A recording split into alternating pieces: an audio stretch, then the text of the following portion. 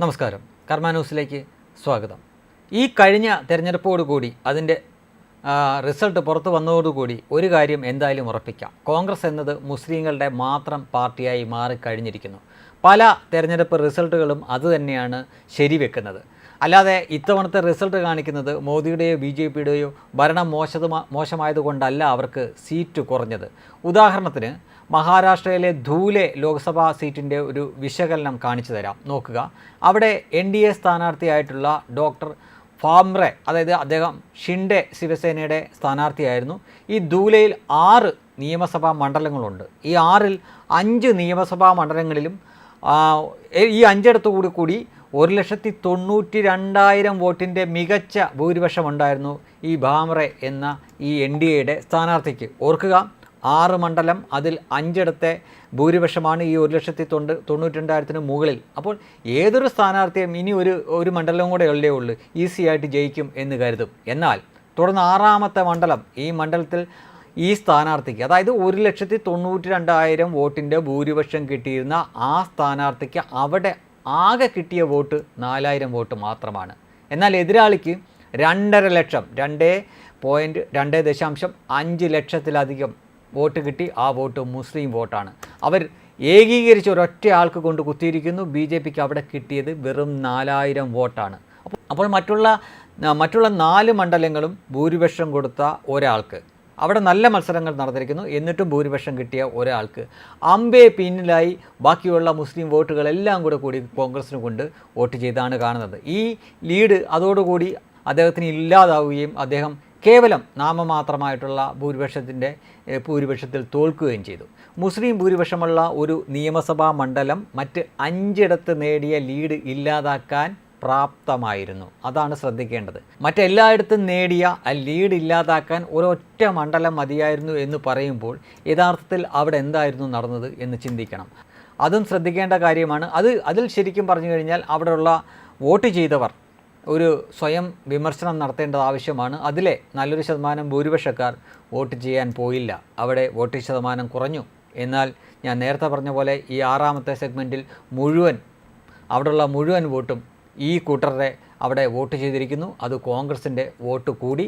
ഇതാണ് ആ തെരഞ്ഞെടുപ്പിൽ കോൺഗ്രസ്സിന് കൂടുതൽ കിട്ടാൻ അവിടെ ആ മഹാരാഷ്ട്ര പോലുള്ള സ്ഥലങ്ങളിൽ കാരണമായത്. ഇനി ഇതിൻ്റെ ചെറിയൊരു പതിപ്പ് കേരളത്തിലും അരങ്ങേറി. അത് പക്ഷേ ബലത്തിൽ വലിയ വ്യത്യാസമുണ്ടാക്കിയില്ല. അതിനാൽ മാത്രം അത് വലിയ ചർച്ച ചെയ്തില്ല. തൃശ്ശൂരാണ് ആ മണ്ഡലം. തൃശ്ശൂരിൽ നമുക്കെല്ലാവർക്കും അറിയാം, അവിടെ 7 നിയമസഭാ മണ്ഡലങ്ങൾ ചേർന്നാണ് തൃശ്ശൂർ ലോക്സഭാ മണ്ഡലം. അവിടെ 6 ഭൂരിപക്ഷത്തോടെ സുരേഷ് ഗോപിയാണ് മുന്നേറിയത്. എന്നാൽ ഒരിടത്ത് സുരേഷ് ഗോപി പിന്നിൽ പോയി. അത് ഗുരുവായൂർ മണ്ഡലമാണ്. ഗുരുവായൂർ മണ്ഡലത്തിൻ്റെ പ്രത്യേകത, കാലാകാലങ്ങളായി അത് ലീഗിൻ്റെ മണ്ഡലമാണ്, മുസ്ലിം ലീഗിൻ്റെ മണ്ഡലമാണ്. ഇനി ഞാൻ കൂടുതൽ പറയേണ്ട കാര്യമില്ല. അവിടെ ആർക്കാണ് മേധാവിത്വം എന്ന് നിങ്ങൾ മനസ്സിലാക്കി കഴിഞ്ഞു. ഇനി നോക്കുക, നാട്ടികയും അതേപോലെ തന്നെ ഇരിങ്ങാലക്കുടയും തൃശ്ശൂരും മണലൂരും ഒക്കെ അടങ്ങുന്ന സ്ഥലങ്ങളിൽ സുരേഷ് ഗോപിക്ക് വലിയ ഭൂരിപക്ഷം കിട്ടി. അതായത് ക്രിസ്ത്യൻ മേഖലകളിലും ഹിന്ദു ഭൂരിപക്ഷമുള്ള സ്ഥലങ്ങളിലൊക്കെ സുരേഷ് ഗോപിക്ക് മേധാവിത്വം കിട്ടി. എന്നാൽ ഗുരുവായൂർ വന്നപ്പോഴേക്കും സുരേഷ് ഗോപി പിന്നിൽ പോയി. പക്ഷേ അപ്പോഴും ഈ മറ്റുള്ള ഇടങ്ങളിലെ ഭൂരിപക്ഷം എന്നത് 80,000 മുകളിലായതിനാൽ മാത്രം അവിടെ സുരേഷ് ഗോപി തോറ്റില്ല. കാരണം ഈ ഗുരുവായൂരിൽ അത്രയൊന്നും ഭൂരിപക്ഷത്തോടെ വോട്ട് ചെയ്യാനുള്ള ആ പ്രത്യേക വോട്ട് ഇല്ലായിരുന്നു. അതിനാൽ സുരേഷ് ഗോപി രക്ഷപ്പെട്ടു. പക്ഷേ ഇതിൻ്റെ നേരെ വിപരീതമായിട്ടുള്ള കാര്യമാണ് ഈ പറഞ്ഞ മഹാരാഷ്ട്രയിൽ സംഭവിച്ചത്. ബാക്കി 5 ഭൂരിപക്ഷം എന്നത് 1,92,000 നേടിയ NDAയുടെ സ്ഥാനാർത്ഥി ലാസ്റ്റത്തെ ഒരു നിയോജക മണ്ഡലത്തിലെ വോട്ട് കൊണ്ട് മാത്രം തോറ്റു. ഇനി പറയണം കോൺഗ്രസ് ആരുടെ പാർട്ടിയായി മാറിക്കഴിഞ്ഞുവെന്ന്. അതുകൊണ്ടാണ് അത്തരക്കാരെ പ്രീണിപ്പിക്കുന്ന വാഗ്ദാനങ്ങൾ അവർ തെരഞ്ഞെടുപ്പ് പ്രകടന പത്രികയിൽ ഉൾപ്പെടുത്തിയത്. കൃത്യമായും ധ്രുവീകരണം നടത്തി തന്നെയാണ് ഇത്രയെങ്കിലും സീറ്റ് അവർ നേടിയത്. കൃത്യമായും തോൽപ്പിക്കണം എന്ന ഉദ്ദേശത്തോടു കൂടി തന്നെ ഒരു പ്രത്യേക വിഭാഗം കൂട്ടമായി വോട്ട് ചെയ്ത കാഴ്ചയാണ് നമ്മൾ കണ്ടത്.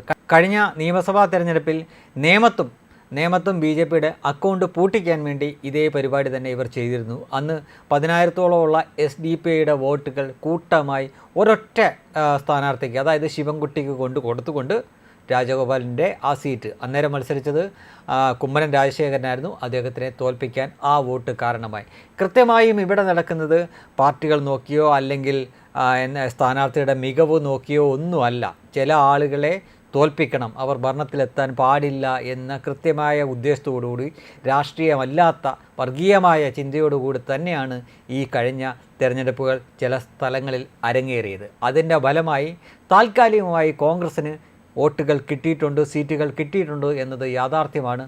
പക്ഷേ തിരിച്ച് മറ്റു വിഭാഗവും ഇങ്ങനെ ചിന്തിച്ചു തുടങ്ങിയാൽ പിന്നെ കോൺഗ്രസ്സോ ഈ പറയുന്ന കൂട്ടരോ ഒന്നും ഇവിടെ ഒരു കാലത്തും ഭരണത്തിൽ വരാനും പോകുന്നില്ല.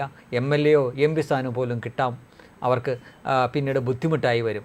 അത്തരത്തിൽ വർഗീയമായിട്ട് ചിന്തിക്കുന്നത് ആത്യന്തികമായി അവർക്ക് തന്നെ തിരിച്ചടിയാവും എന്ന് ഓർമ്മിപ്പിച്ചുകൊള്ളുന്നു. Web desk Karma news. രോഗം വന്നിട്ട് ചികിത്സിക്കുന്നതിനേക്കാൾ നല്ലതല്ലേ രോഗം വരാതെ നോക്കുന്നത്?